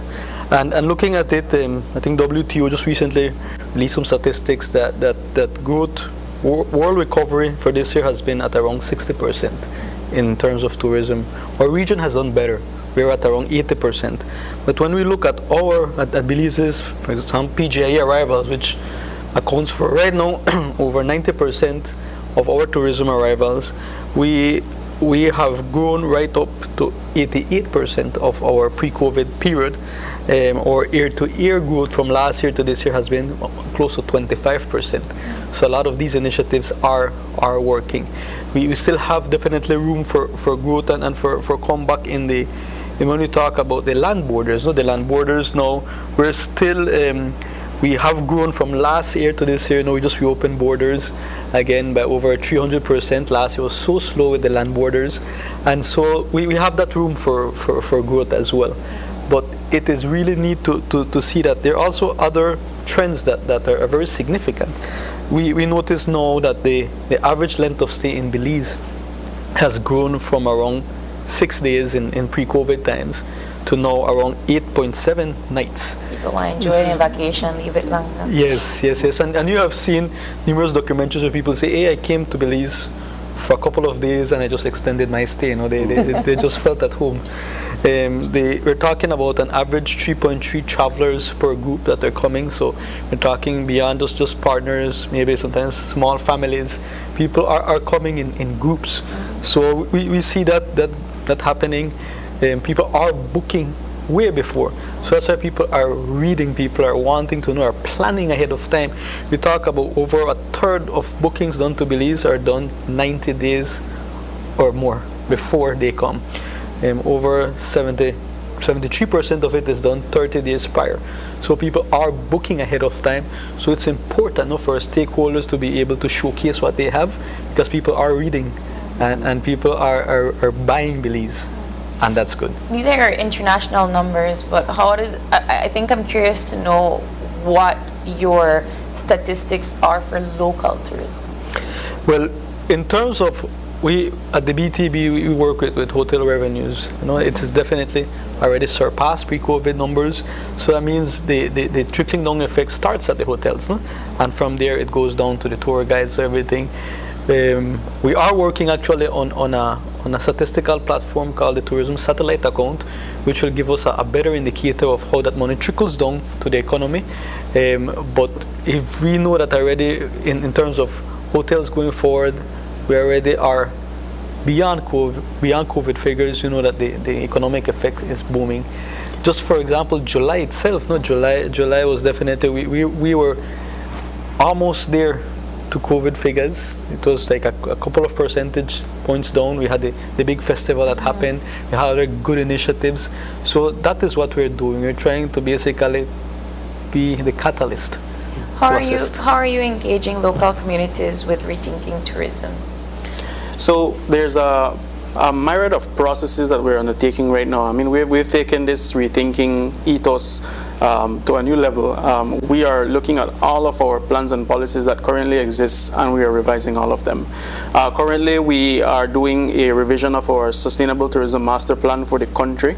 That's being done through a collaboration between the University of Belize and the University of Melbourne in Australia, and that is, they finished their consultations, their first round consultations in August, and now they're looking at putting together some initial recommendations and thoughts. We are also revising the cruise tourism policy for the country. First draft should be ready shortly on that. Again, rethinking where we want to be 10 years later. In the case of the policy, in the case of the master plan, it also takes us to about 2030. We are also looking at, we're doing an initiative currently in looking at the different brands that exist in Belize. The Marie Sharps, the Belekins, all of those.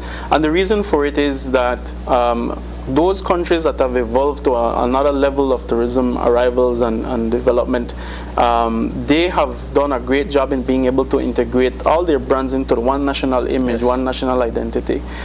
So we in Belize feel that that is also a very important thing to do now, because these businesses and companies, some of them are MSMEs, some of them are larger, but these are what propel local development from the tourism value chain. So we are also working and seeing how we can integrate further those brands into being one Belize brand. You go to Costa Rica, you think you like coffee. What's the most popular coffee in Costa Rica? It's Brits. Yeah. So that's something that we want to ensure, that when you speak about tourism and about the value proposition that Belize offers to a visitor or to its Belizean, that value proposition is included in every aspect of what you do. So on the table that you sit to have a meal, in the van that you are, in the coffee that you're sipping, all of those things have to be a part of the experience.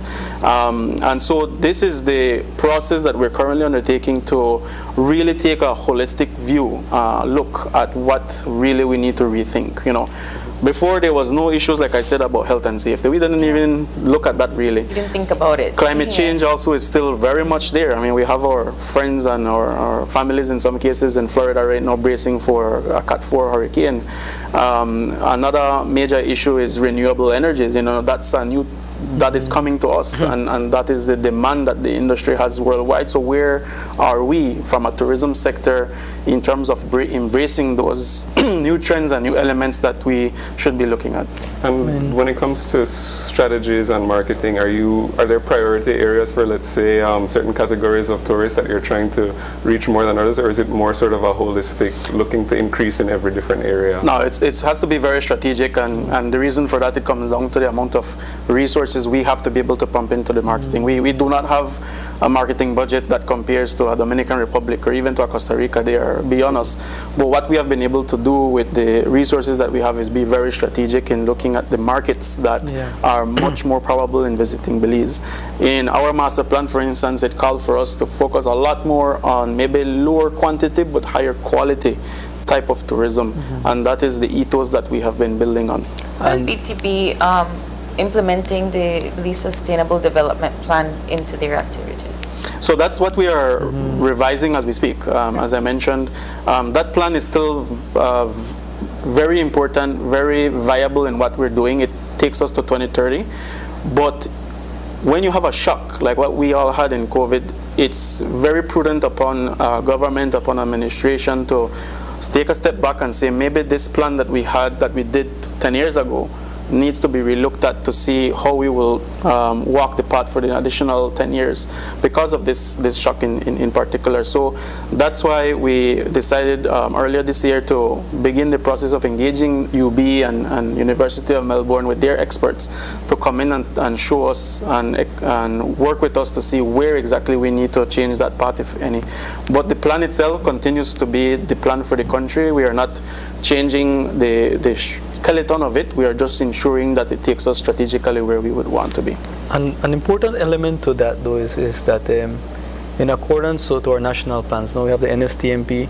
We also have, when you speak about Plan Belize, which is also a national mandate, it talks a lot about the involvement of the communities, no?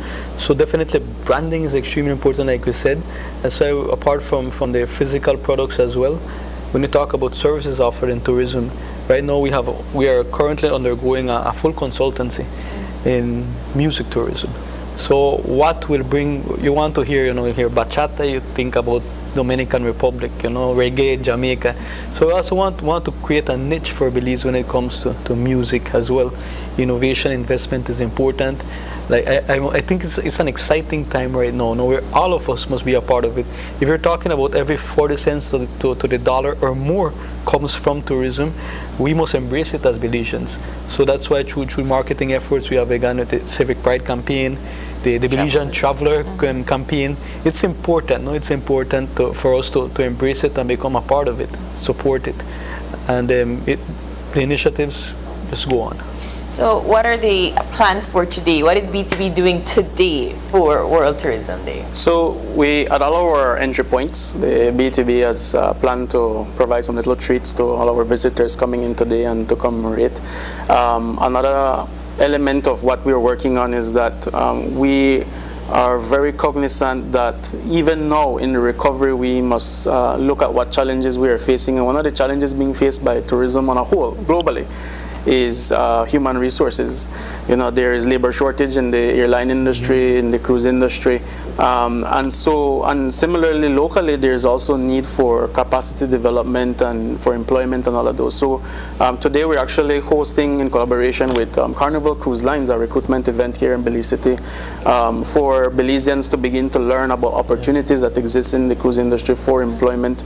And so those are some of the activities that we are hosting today. There's also we will be announcing an award for a frontline person today to commemorate one of our most, I think, astute and frontline persons, and I can not say who they are, but I can share with you that it's one of our tourism police officers that will be awarded today and recognized for the excellent work that they have been able to do, not only during this time but even before. So we need to show as much appreciation as we can to our frontline personnel, because they are really the backbone of this industry. They are our ambassadors in many ways, and they are the ones that either make or break this industry. So we're glad to be able to take today under the auspices of the World Tourism Day to recognize one of our very, very good frontline persons.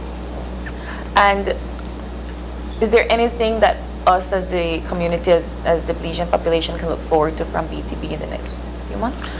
When it comes to growth, destination growth, we are focusing on. I know Southern Belize has grown a lot recently, so we're working on a new development in St. Bite, which will be a really neat welcome center there. So it's right smack in the middle of the peninsula, so we're working on that. We're also looking at different corridors in terms of how do we embrace the community, for them to become a part of different cultural corridors. We're actually working with the private sector to work on a football field for Pok in the north, for example. Hopefully we can host the World Cup here in the next year or two to come. We have Gales Point, Manatee as well. We have the Belize River Valley, which are looking on a possible Creole corridor. So it's about us working heavily on the destinations which are responding, San Pedro, Kikok, or otherwise, but also seeing where growth will occur. So you can see a lot of new developments on that end as well. We also have, just before we finish, there's two very key initiatives coming up in October, just to give a shout out on that. The first one is, again, having to do with capacity development. On October 13th and 14th here in Belize City at the Biltmore, the BTB will be hosting the first ever training expo for the industry. So we will have around 22 courses that tourism workers or tourism businesses can take advantage of. We will be featuring internationally certified training courses by the Florida International University. FIU will be coming down, providing courses for tour guides and storytelling, providing courses for hotels and executive management in case any hotel has any middle manager or manager that they want to take to the next level. We'll have courses in sommelier training, mixology training. We also will have some training for attraction managers, the NGOs, the niches of the industry, and so we will have 22 trainings that really include something for all aspects of the industry, and this falls under the Elevate training program that the BTB has rolled out this year. And then later in the month, we are bringing back the tourism awards for the country. So that's when we will begin to acknowledge and be able to look at who are the top really performers in our industry, from hotels to frontline personnel to tour guides, etc. Wonderful. Well, you have to come back and tell us more about that. Sure. But Mr. Castañeda, Mr. Carballo, thank you so much for stopping in this morning, and happy World Tourism Day. Happy World Tourism Day, everybody. Happy World Tourism Day. And with that, we are going to take our final break, and we'll be back for wrap-up, so stay tuned.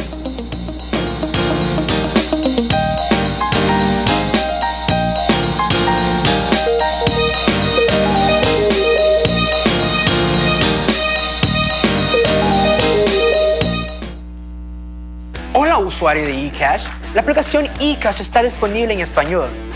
Cambiar el idioma de tu aplicación de eCash de inglés a español es rápido y sencillo. Déjame mostrarte cómo se hace. Primero, abre tu aplicación eCash. Introduce tu PIN. Toca el icono More en la parte inferior de tu pantalla. Selecciona Security. Selecciona Language. Y luego selecciona Spanish. Vuelve a introducir tu PIN y ya está. Tu aplicación de eCash está ahora en español y puedes seguir disfrutando de tu cartera digital eCash. La aplicación eCash de Belize Bank te hace la vida más fácil.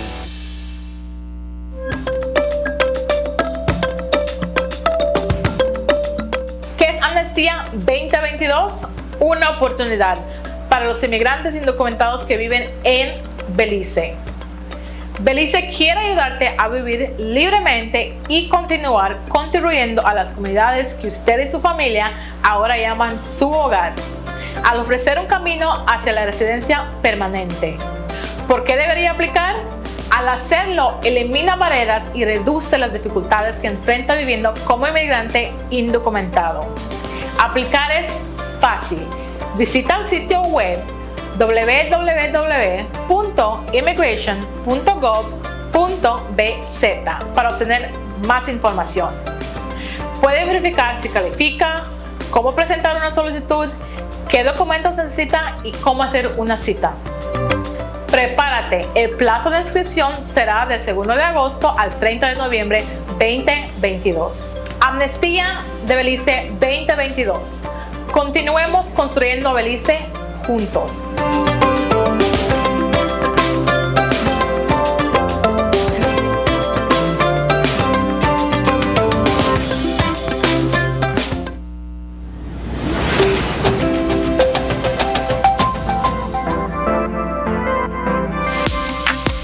I'm always on the go, and the country is my home.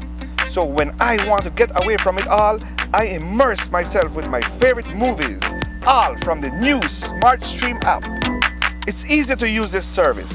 Purchase your movies from the app and use your mobile data, SmartStream data packages, or smart broadband to stream and enjoy. Be like me and stream on the go with SmartStream.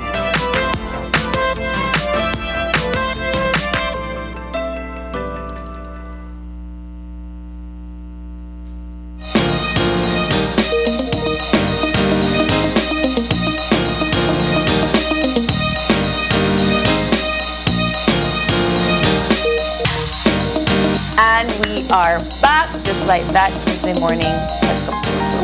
Yep, so if you're joining us right now, we're just getting our show wrapped up. We had a bunch of interesting conversations this morning, and we want to say thank you to all our guests. We started off with talking about Truly Turmeric and Nalido, learning all about what they do and what we can expect from them. So it seems pretty exciting that they're expanding.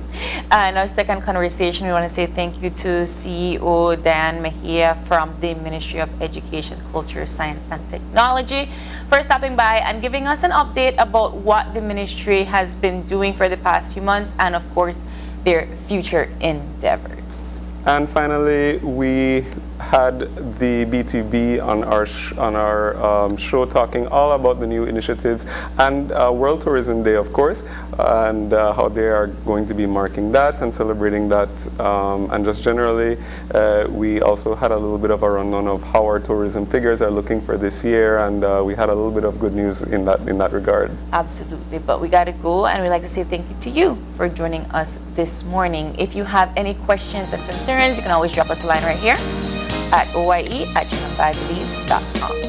Also check us out on our socials. Yep, you can find us on Facebook at Open Your Eyes BZ and Instagram at OIE Belize. Thank you so much for tuning in. We'll see you tomorrow when you open your eyes. Start your morning right. And keep your eyes, your minds, and your heart open. Have a good day, Belize. Bye.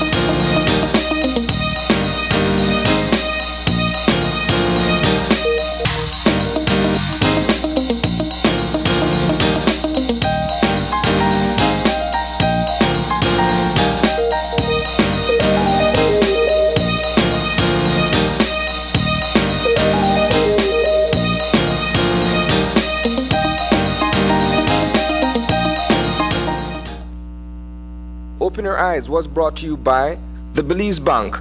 Our country, your bank.